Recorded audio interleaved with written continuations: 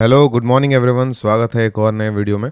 और ये वीडियो कोई भी स्ट्रैटेजीज वीडियो से बहुत ज़्यादा इम्पॉर्टेंट होने वाला है। इस वीडियो में हम लोग सीखने वाले हैं कि कितने तरीके के स्ट्रैटेजीज होते हैं एंड कौन से स्ट्रैटेजी में क्या अच्छा होता है, कौन से स्ट्रैटेजीज में क्या बुरा होता है एंड सबका एडवांटेजेस एंड डिसएडवांटेजेस देखेंगे एंड लास्ट में एक कंक्लूजन हम लोग देंगे। ठीक है, तो इस वीडियो के बेसिस पे आप लोग ये जज कर सकते हैं या ये चूज़ कर सकते हैं कि क्या कौन सा स्ट्रैटेजी आपको जो है वो सूट कर सकता है फ्यूचर में एंड कौन से स्ट्रैटेजी को आप लॉन्ग टर्म तक यूज़ कर सकते हैं, जिसमें मतलब जिससे आपको हेल्प मिल जाएगा स्ट्रैटेजीज़ को फिल्टर करने के लिए एंड किस स्ट्रैटेजीज पे फोकस करना है, इस चीज़ में भी आपको हेल्प मिल जाएगा। ठीक है, तो इस स्ट्रैटेजी का तो ये वीडियो का जो हम लोग दो चीज़ में हम लोग इसमें कन्वर्ट किए हैं, मतलब इसमें हम लोग दो चीज़ के बीच में कंपेयर करने वाले हैं, क्योंकि जनरली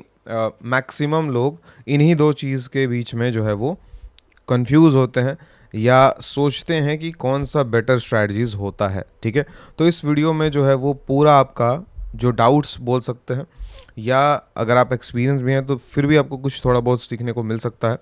तो ये वीडियो को पूरा ज़रूर देखिएगा एंड कमेंट में आपको अगर किसी चीज़ के बारे में कंपैरिजन का वीडियो चाहिए, जैसे किसी स्ट्रैटेजी का कंपैरिजन, ठीक है, या किसी भी ऑप्शन सेलिंग के रिलेटेड कंपैरिजन चाहिए तो आप लोग कमेंट कर सकते हैं। उसके पीछे हम उस पर हम वीडियो जो है वो बना देंगे। ठीक है, तो इसमें हम लोग कंपैरिजन करने वाले हैं big range strategies and small range strategies. तो इसमें आपका सबसे पहले एक चीज़ आपके दिमाग में आया होगा कि बिग रेंज स्ट्रैटेजी जो है वो मैक्सिमम लोग प्रेफर करते हैं। ठीक है, बिग रेंज स्ट्रैटेजीज मैक्सिमम लोग प्रेफर करते हैं, क्यों?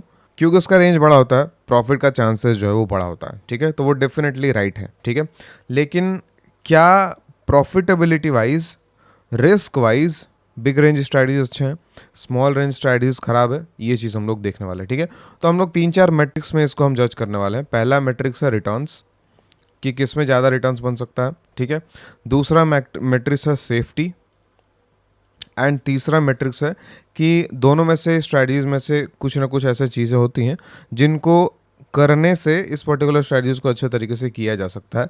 ठीक है, जैसे कि एडजस्टमेंट्स। ठीक है, तो हम लोग रिटर्न्स, सेफ्टी एंड एडजस्टमेंट्स के बारे में डिस्कस करने वाले हैं एंड एक दो चीज़ें और हम लोग डिस्कस करने वाले हैं। ठीक है, तो चलिए हम स्टार्ट करते हैं। तो सारे पॉइंट्स जो है वो हम लोग यहाँ पे नोट डाउन करने वाले हैं। जो जो कंपैरिजन हमारा जो कंक्लूजन आएगा वो हम लोग सब लोग नोट डाउन करने वाले हैं एंड अलग अलग तरीके के स्ट्रैटेजीज देखने वाले हैं। अलग अलग बड़े रेंज के स्ट्रैटेजीज, अलग अलग छोटे रेंज के स्ट्रैटेजीज। और अगर आप लोग हमारे कम्युनिटी में ऐड होना चाहते हैं, हमारे वर्कशॉप को ज्वाइन करना चाहते हैं, तो डिस्क्रिप्शन में जो फर्स्ट लिंक है उस पर आप लोग जाके चेकआउट कर सकते हैं। ठीक है, एंड इसके बारे में हम लोग डिटेल में आगे बात करेंगे। तो सबसे पहले बड़े रेंज के स्ट्रैटेजीज कितने होते हैं? ठीक है, स्ट्रैंगल। ठीक है, स्ट्रैंगल के बाद हो गया बैटमैन। ठीक है, बैटमैन हो गया। एक दो और स्ट्रैटेजी जो है उनका नाम जो है वो मतलब एक दो बार हम यूट्यूब पे बताए हैं पहले। ठीक है, लेकिन उसका हम नाम जो है वो पहले वाईटी करके एक स्ट्रैटेजी था वो करते थे, मतलब बताते थे।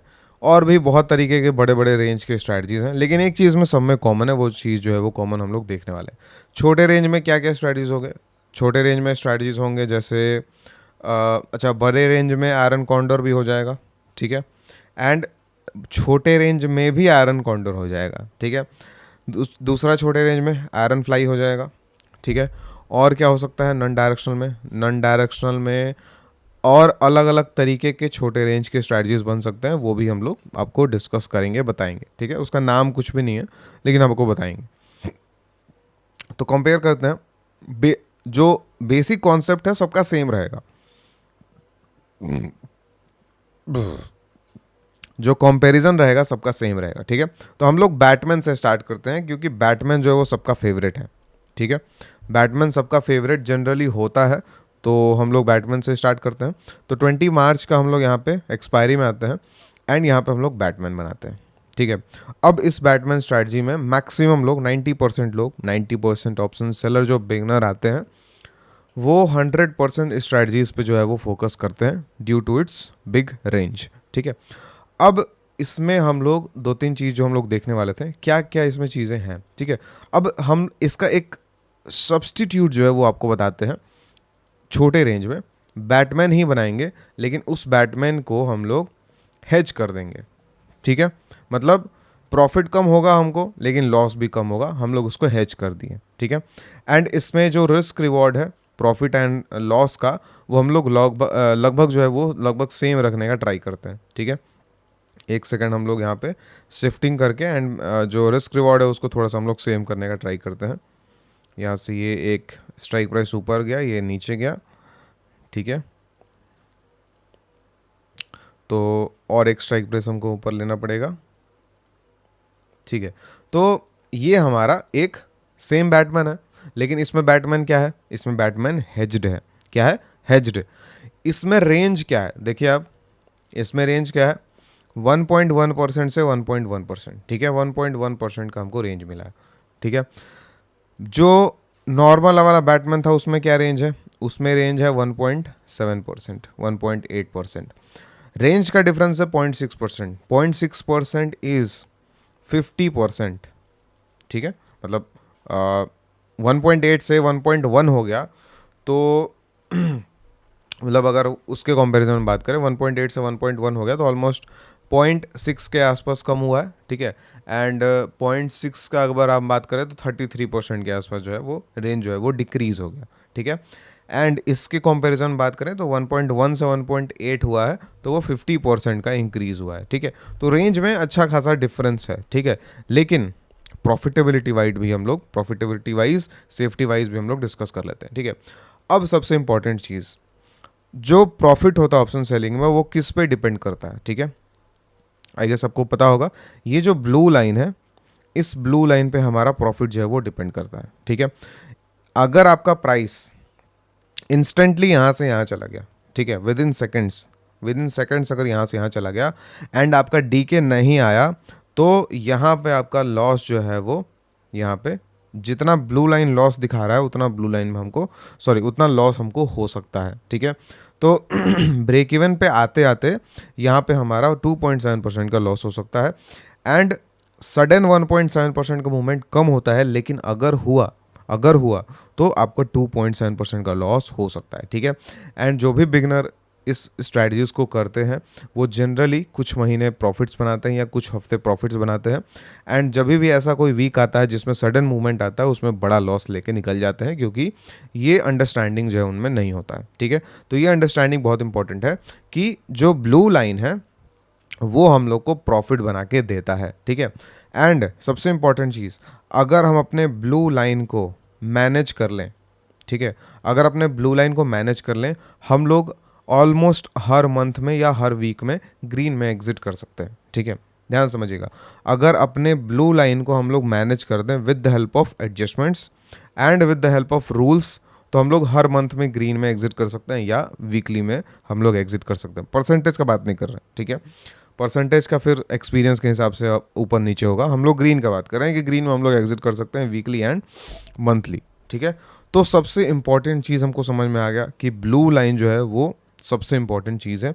एंड जिस भी स्ट्रैटेजी का ब्लू लाइन मैनेज किया जा सकता है वो स्ट्रैटेजी में लंबे समय तक सस्टेन किया जा सकता है, ठीक है। एंड कंसिस्टेंटली उसमें प्रॉफिट बनाया जा सकता है। लेकिन ऐसा कोई स्ट्रैटेजी है जिसमें ब्लू लाइन जो है वो हाथ से निकल जा रहा है, ठीक है। हाथ से निकलने का क्या मतलब कि इसमें ब्लू लाइन कैसा है, इसमें ब्लू लाइन जो है वो अनलिमिटेड लॉस करते जा रहा है, ठीक है। तो इसमें ऐसा भी समय आ सकता है कि आप अगर एग्जिट ना करें तो ये जो लॉस है वो हाथ से निकल जाएगा। हाथ से निकल गया क्या मतलब कि कोई डिफाइन नहीं है लॉस का, कितना भी लॉस हो सकता है, ठीक है। डेफिनेटली हम लोग एग्जिट तो कर देंगे, लेकिन कम से कम 5, 10, 15, 20% तो लॉस ले ही सकता है, मतलब हो ही सकता है अगर बहुत तेज मूव आया तो, ठीक है। ऑन द अदर हैंड इसका एग्जांपल हम बात करें, रेंज छोटा है, रेंज छोटा है, लेकिन ब्रेक इवन पे आने के बाद हमारा जो लॉस है वो है 0.3%, 0.2%। इस साइड में ब्रेक इवन पे आने के बाद हमारा जो लॉस है वो है 0.5%, ठीक है। तो हमारा रेंज का जो डिफरेंस था वो था ऑलमोस्ट हम बोल सकते हैं 33% का डिफरेंस जो था हमारा रेंज में था, ठीक है। उसका 1.8 था, इसका 1.1 है, लेकिन लॉस में डिफरेंस देखिए, उसके ब्रेक इवन पे लॉस था 2.7% एंड इसके ब्रेक इवन पे लॉस है 0.2%, ठीक है। कितने का डिफरेंस है? आप खुद से कैलकुलेट करिए कि कितने का डिफरेंस है, कितने टाइम्स ज़्यादा इसमें ज़्यादा रिस्क है। ठीक है, तो कितना टाइम्स ज़्यादा रिस्क है, मल्टीप्लाई करते हैं डायरेक्टली। 0.2 से 2.7 देख लगते हैं, मतलब मोर देन 10 टाइम्स का जो है वो रिस्क है। ठीक है, तो हेज्ड और अनहेज्ड में मोर देन 10 टाइम्स का रिस्क जो है वो बढ़ जाता है। ठीक है, अब आप बताइए, क्या 10 गुना रिस्क बढ़ा है तो क्या 10 गुना ये प्रॉफिट देगा? सिंपल क्वेश्चन है, क्या 10 गुना ये जो रिस्क बढ़ा है इसमें तो हमको 10 गुना प्रॉफिट मिलेगा? नहीं मिलेगा। ठीक है, तो अगर किसी भी स्ट्रैटेजी में हमारा रिस्क के मुताबिक रिटर्न नहीं बनता है तो वो स्ट्रैटेजीज जो है वर्थ इट नहीं होता है। ठीक है, वर्थ इट नहीं होता है। ठीक है, एंड हम लोग को स्ट्रैटेजीज को वर्थ इट के बेसिस पे जज किया जाता है। ठीक है, अगर कोई स्ट्रैटेजी में रिस्क इतना है एंड उसी हिसाब से रिटर्न है तो वो वर्थ इट है। अगर किसी स्ट्रैटेजी में रिस्क ज़्यादा है और ज़्यादा रिटर्न है तो वर्थ इट है। ठीक है, लेकिन अगर रिस्क ज़्यादा है रिटर्न कम है तो फिर वो करने लायक नहीं है। ठीक है, अब इसमें हमको अगर रिटर्न कम बनेगा तो भी बहुत अच्छा बात है, क्योंकि इसमें हम लोग 10 गुना कम रिस्क ले रहे हैं कंपेयर टू नॉर्मल बैटमैन। ठीक है, तो आई गेस इस चीज़ को आप लोग समझ गए होंगे कि ब्लू लाइन का इंपॉर्टेंस जो है वो कितना ज़्यादा होता है। एंड रिस्क रिवॉर्ड वाइज बात करें, प्रॉफिट वाइज बात करें, तो 10 गुना ज़्यादा रिस्क है तो हो सकता है कि इससे 2 गुना ज़्यादा प्रॉफिट आ जाए। मतलब एग्जांपल लेते हैं कि इससे 30% साल का बन रहा है, इससे हो सकता है कि 50 बन जाए। ठीक है, लेकिन 10 गुना तो नहीं बन सकता। लेकिन रिस्क कितना ले रहे हैं? 10 गुना रिस्क ज़रूर ले रहे हैं। इसमें कल को कुछ भी होता है, इस पर्टिकुलर स्ट्रैटेजी में कल को कुछ भी होता है तो मैक्स कितना लॉस होगा? मैक्स लॉस होगा 2.3%। एंड ये कंट्रोल में है हमारे। इस 2.3% को लॉस को रिकवर करने के लिए सिर्फ 1 हफ्ता चाहिए, प्रॉफिटेबल हमारा रिकवर हो जाएगा। लेकिन इसमें अगर बड़ा लॉस होगा तो 10-20% लॉस होने में भी समय नहीं लगेगा एंड उसको रिकवर करने में 10 हफ्ते लग जाएंगे। ठीक है, एंड यहीं पे जो 10 टाइम्स वाला रिस्क जो फैक्टर है वो यहाँ पे आता है। ठीक है, तो सिंपल बात है कि इसीलिए हम लोग को क्या क्या हमको सीखने को मिला, हम लोग यहाँ पे लिख दे रहे हैं क्या क्या सीखने को मिला। कि बिग रेंज स्ट्रैटेजीज में जो ब्लू लाइन है, blue line is very steep और वेरी रिस्की बोल दे रहे हैं। ठीक है, blue line is safer 10 times safer लिख दे रहे हैं। Blue line is 10 times safer and it's manageable. ठीक है, मैनेजेबल।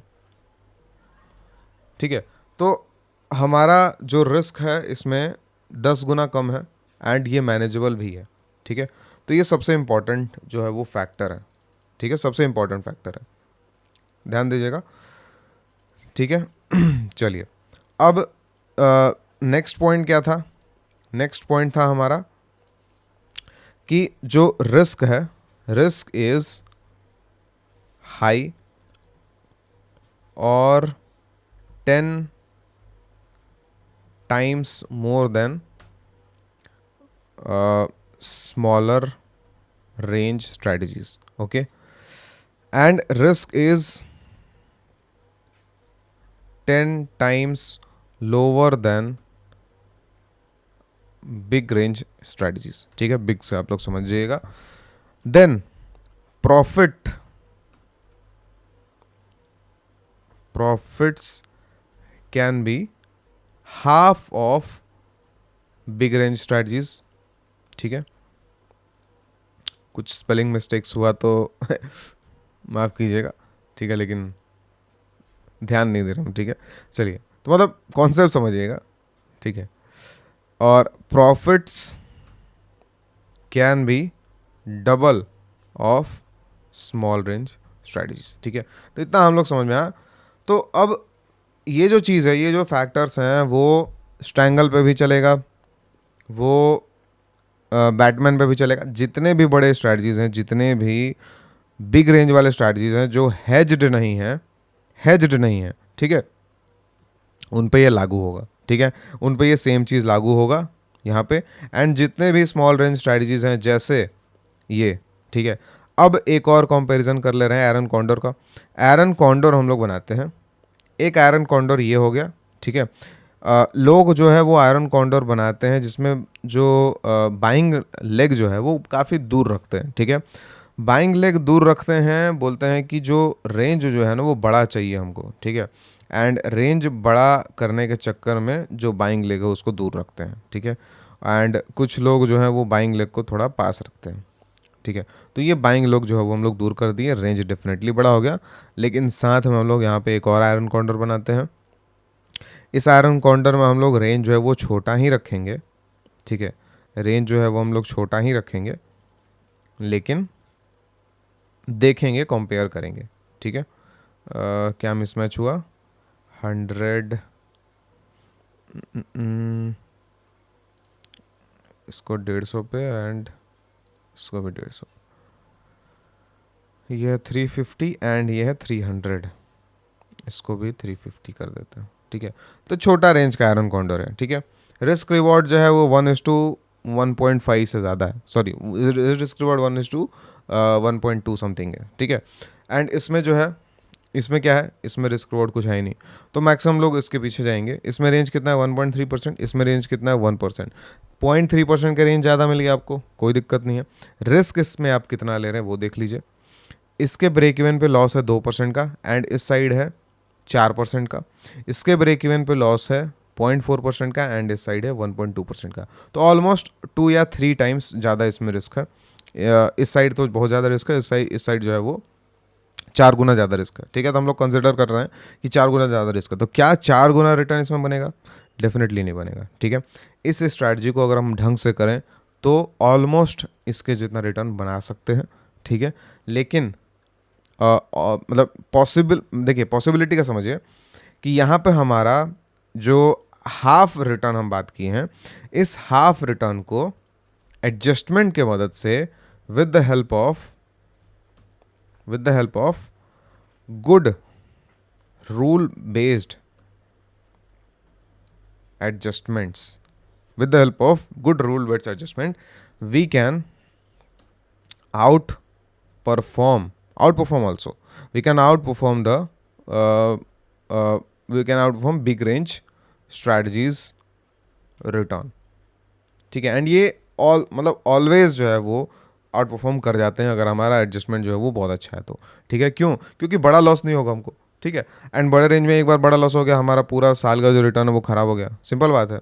तो इसमें गुड एडजस्टमेंट के साथ हम लोग ऑलवेज आउट परफॉर्म कर सकते हैं। तो इस स्ट्रैटेजी में good adjustment, rule based adjustment use करके हम लोग उसको ऑलवेज आउट परफॉर्म कर सकते हैं। लेकिन ये जो है कभी भी इससे 4 गुना ज़्यादा रिटर्न नहीं देगा, क्योंकि ये 4 गुना ज़्यादा रिस्की है, ठीक है। तो ये सिंपल लॉजिक जो है आप लोग समझिएगा।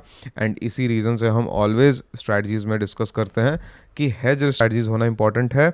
हेज स्ट्रैटेजीज में, छोटे रेंज वाले स्ट्रैटेजीज में मैनेज करना इजी होता है, एंड बड़े रेंज वाले स्ट्रैटेजीज में लॉस ज़्यादा होने के कारण मैनेज करना ही बहुत टफ होता है, ठीक है। ऑप्शन सेलिंग में याद रखिएगा, कभी भी बड़ा रेंज प्रॉफिट नहीं देता है, ठीक है। ऑप्शन सेलिंग में ऑलवेज प्रीमियम्स हमको प्रॉफिट देते हैं, जैसे ये जितने प्रीमियम्स हैं ये प्रीमियम्स प्रॉफिट देते हैं। एंड जितना कम लॉस रहेगा हमारे विंग्स में, विंग्स हम लोग इसको बोलते हैं, जितना कम लॉस रहेगा हमारे स्ट्रैटेजीज में उतना जल्दी उसको कम किया जा सकता है, ठीक है, with the help of premiums, ठीक है।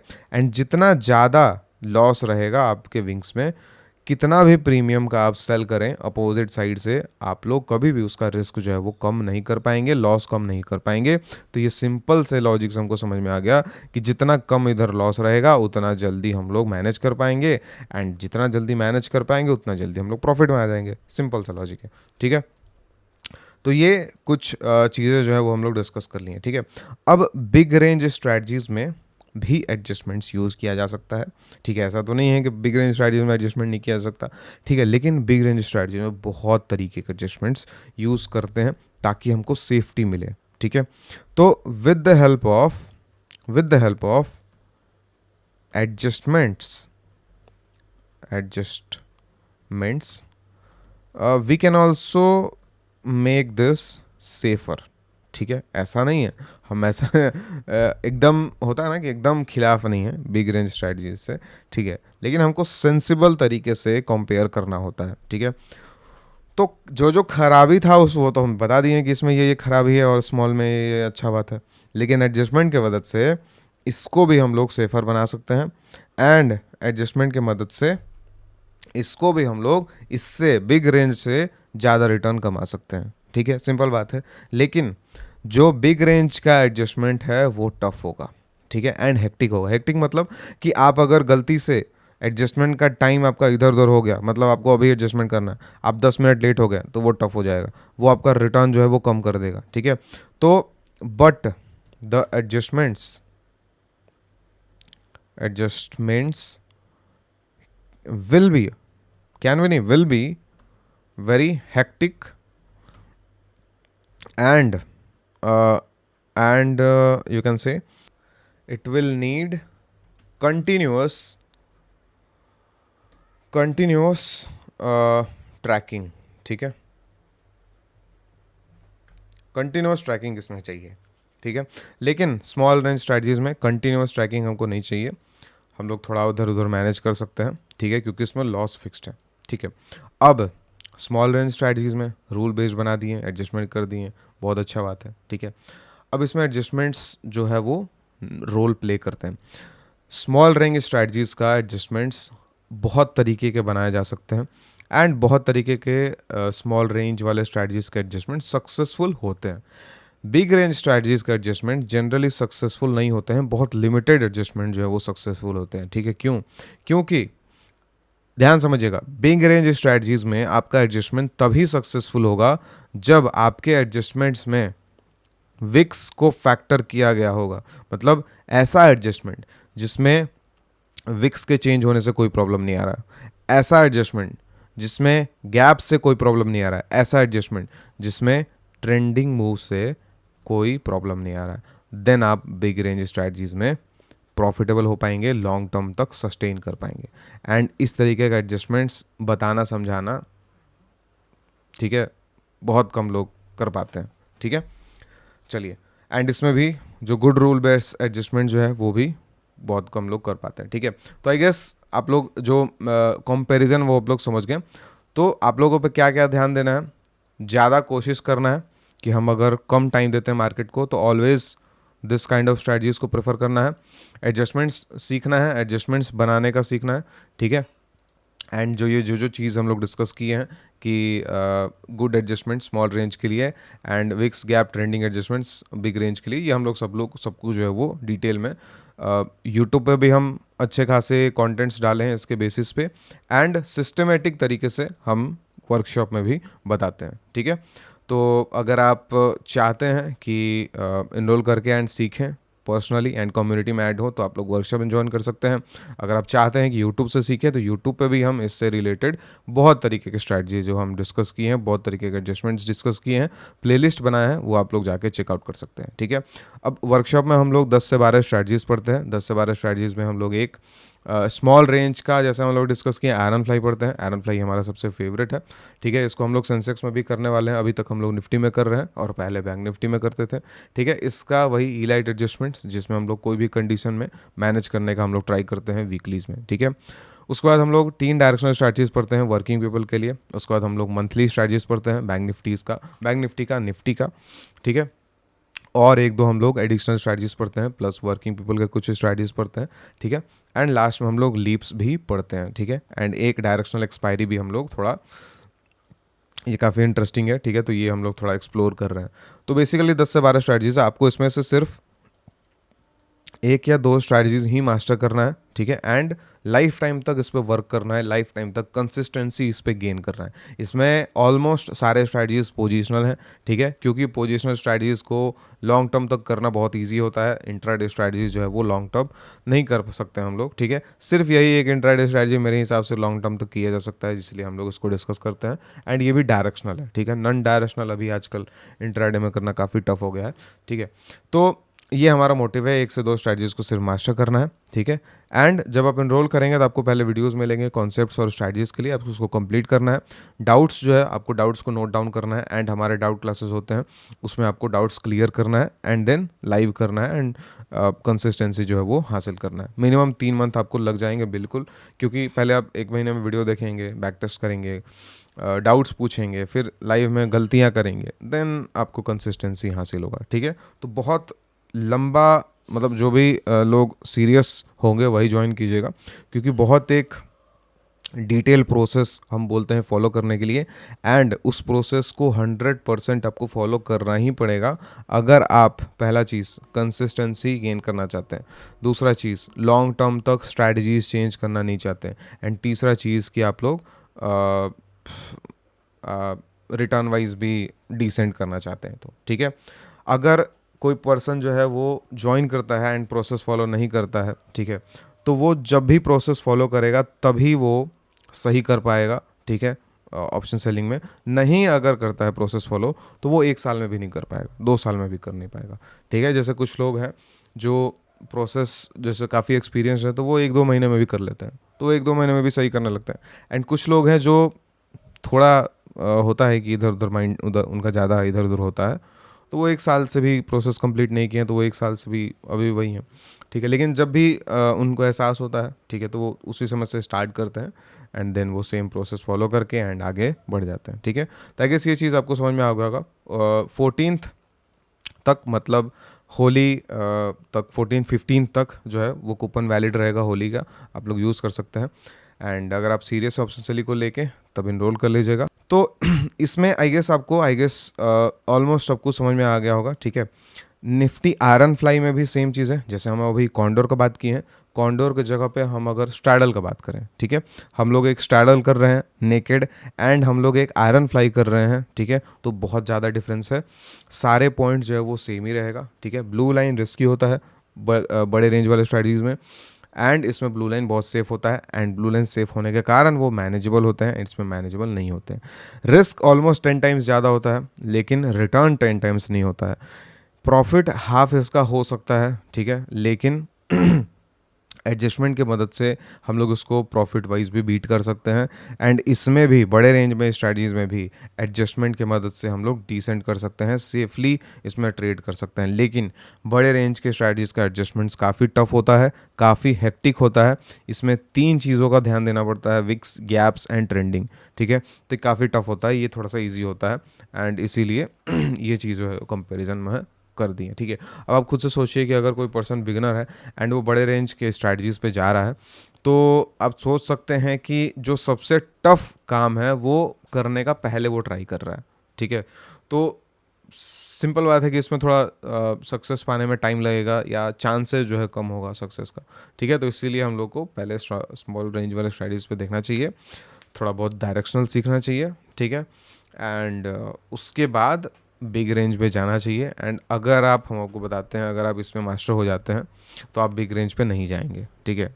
ये ऑलमोस्ट सबके साथ होता है, ठीक है। हमारे वर्कशॉप में भी जितने भी लोग हैं स्टार्टिंग पहले इसी से करते होते हैं, धीरे धीरे इस पर जब शिफ्ट होते हैं तो फिर वो इधर कभी भी उड़ के देखते नहीं हैं, ठीक है। रीज़न ये है सेफ्टी, और कुछ नहीं है।